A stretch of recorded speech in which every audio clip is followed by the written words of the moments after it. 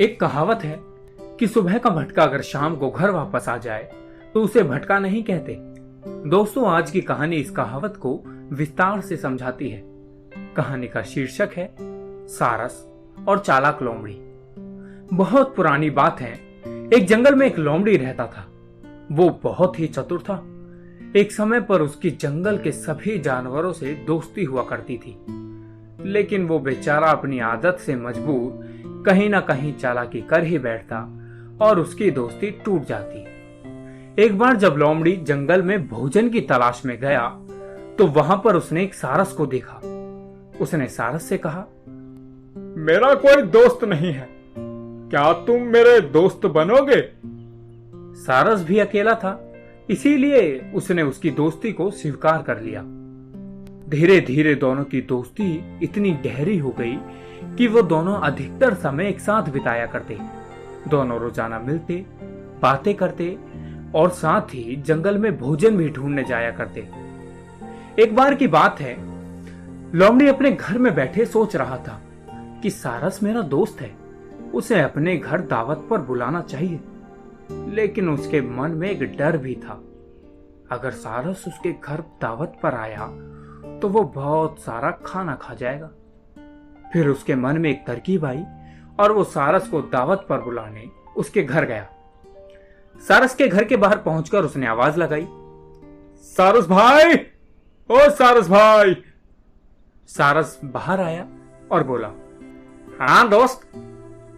लोमड़ी ने सारस से कहा, आज शाम को मेरे घर आपकी खीर की दावत है, जरूर आना। और वो ये सब कहकर अपने घर को चला। शाम हुई तो सारस लोमड़ी के घर पहुंचा। लोमड़ी उसके स्वागत के लिए घर के बाहर आया और उसे आदर पूर्वक अपने घर के अंदर लेकर गया।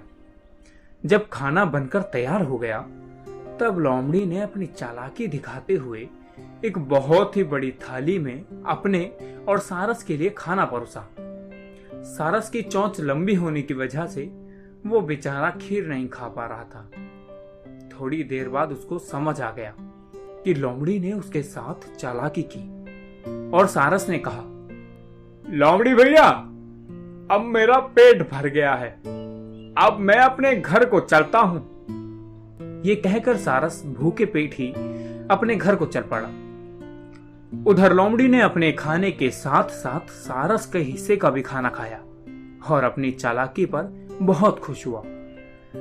लोमड़ी को सबक सिखाने के लिए सारस ने अपने घर पर लोमड़ी को दावत के लिए बुलाया।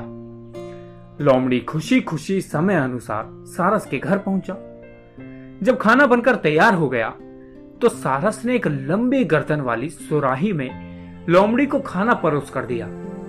सुराही का मुंह बहुत ज्यादा पतला होने की वजह से लोमड़ी उसमें अपना मुंह नहीं डाल पा रहा था और वो एक दाना भी न चख पाया। लोमड़ी कुछ देर बाद समझ गया कि जिस तरह उसने सारस के साथ अन्याय किया था उसी तरह सारस ने उसके साथ किया।